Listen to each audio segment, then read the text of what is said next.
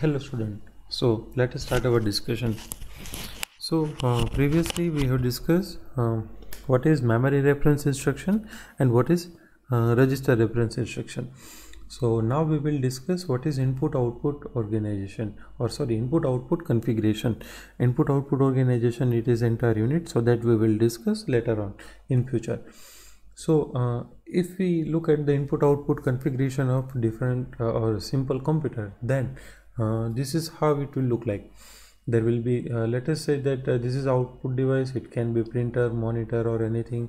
Then we will have a receiver interface. Then there will be output register. This is accumulator, this is input register, this is transmitter interface, and this is input device. So here input device also can be keyboard, mouse, so whatever input device is there. Now what is need of this interface?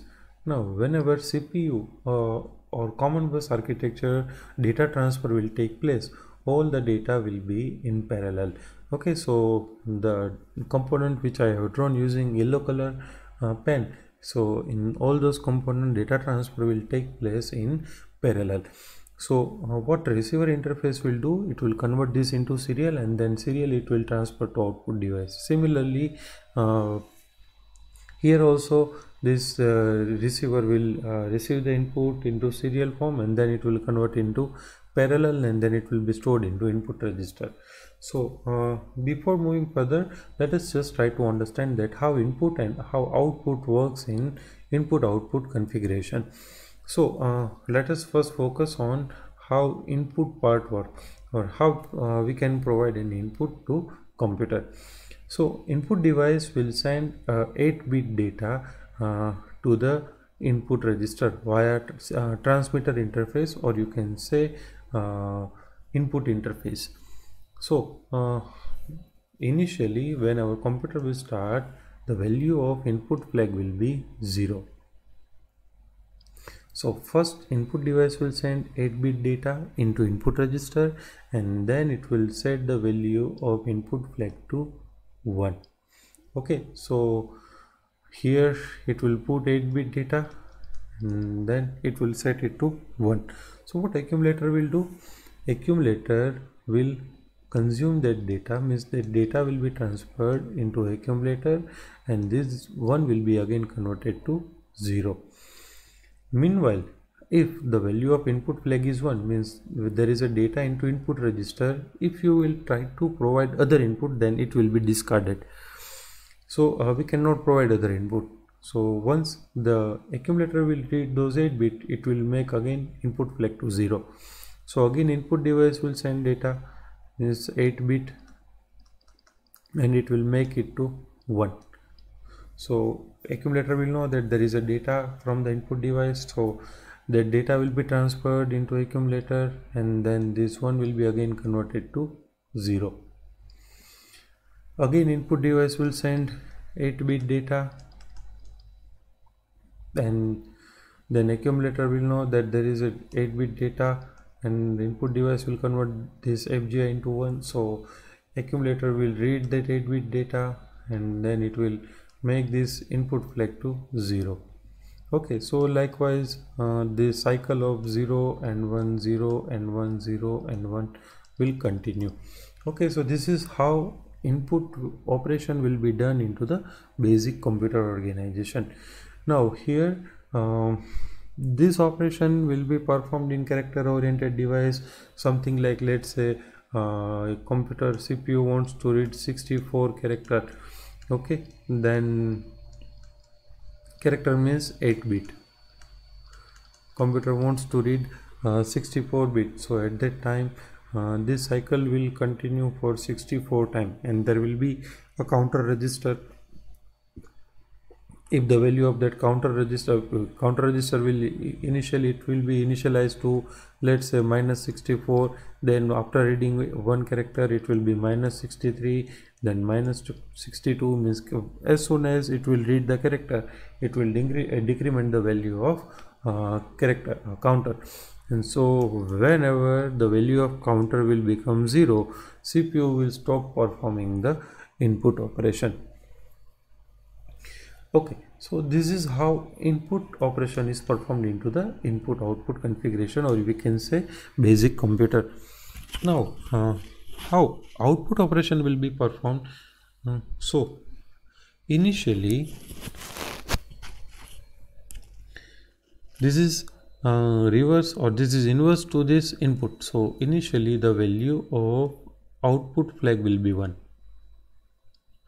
Okay, and CPU will place content into output register. So here there will be output device. Okay, so CPU will place 8-bit data.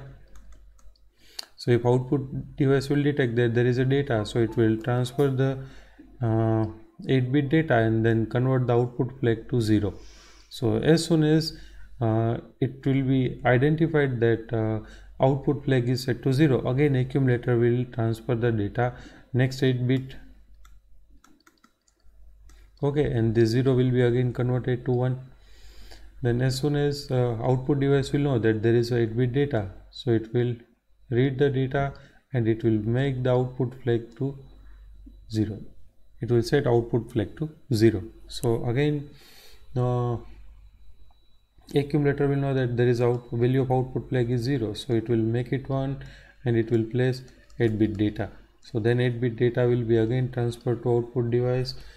So as soon as it will be detected by output device, it will transfer 8-bit and it will convert the output flag, or it will set the output flag to 0. Okay, so this cycle of 0 1 0 1 0 1, it will continue till the desired number of character is transferred from common bus system to output device. Okay, so this is how output device work. Now in normal computer organization or a simple computer organization, there will be not any time utilization mechanism. So if let's say CPU is supposed to read 64 character, okay, then let's say input device is providing only 1 character, then CPU will spend an infinite amount of time in checking whether input is available from input device or not. So it will spend the time in checking whether the input flag is set or not. So next time input device will send the data, it will read data and again it will check whether input is available from input device or not. This is going to happen. Why? Because clock frequency of input device and output device is very low compared to CPU. Okay, so it may be a very high speed operation or normal operation for input device, but for CPU it will be very low speed operation.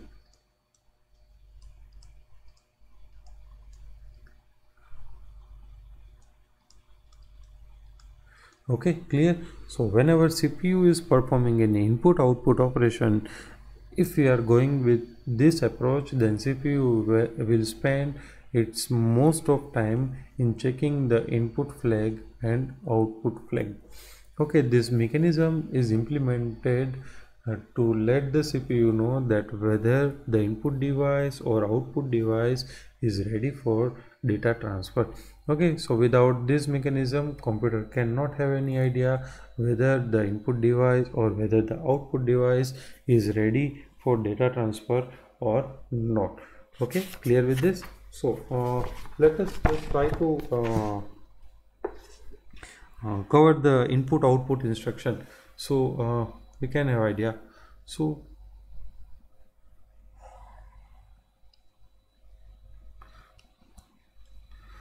let me write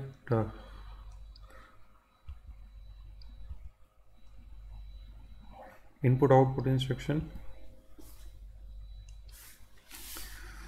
Okay, so if you try to recall the instruction cycle, then you should remember that instruction will be fetched in T1 and it will be decoded in T2 and then it will be executed, means input output instruction will be executed in T3 if the value of D7 is 1. Okay, so while input output instruction is executed, so first condition that should be satisfied is D7 should be 1. then value of I means addressing mode should be 1. Okay, and then timing signal will be T3. Okay, for register reference it was D7, but I dash value of I will be 0 and timing signal will be T3. So this is for register reference and this is for input output instruction. Which are the various input output instruction? Okay, so if we represent this using, let's say, some representer X, okay, then remaining 12 bit of instruction, okay, it will be used to identify the opcode, or you can say operation. Okay, in case of memory reference, this 12 bit will specify address. In case of input output and register reference, this 12 bit will be used to specify an operation. Okay, so let me write down the first instruction. First instruction is input. It will be represented like X and B11 means bit number 11 from B0 to B11. Then next is out, so X B10. Next is skip the next instruction if input flag is 0, so that is X B9. Then SKO X B8. Then interrupt on X B7 and interrupt off X B6. So let me quickly tell you that what will happen whenever this individual instruction will be executed. Now remember that all input output instruction require only one timing signal to execute the instruction. Okay, so what will happen in first instruction? In first instruction, 7 bit of input register will be transferred into, it will be stored into bit number 0 to 7 of accumulator. Okay, after that it will set sequence counter to 0. That means that instruction is over. CPU can continue with the next instruction. What will happen in next? In next, that is out. So 7 bit of accumulator AC of 0 to 7, it will be sent to output register and then sequence counter will be set to 0. Skip the next instruction if input flag is 0. So if FGI means input flag input is 0, then PC equals to PC plus 1 means increment the program counter. Similarly, skip next instruction if output flag is set. So if FGI here, here it will be 1. So here if output flag is set, then increment the program counter by 1. Clear? Interrupt enable and interrupt disable. So I on will enable the interrupt, so I in will be set to 1 and I off will disable the interrupt. Here interrupt is an advanced concept to the basic computer input output organization. Interrupt is a mechanism to manage the input output operation in such a way that we can utilize the CPU efficiently. Okay, so in this video we will keep up to this. In next video we will try to discuss what is interrupt cycle. Okay, so thank you.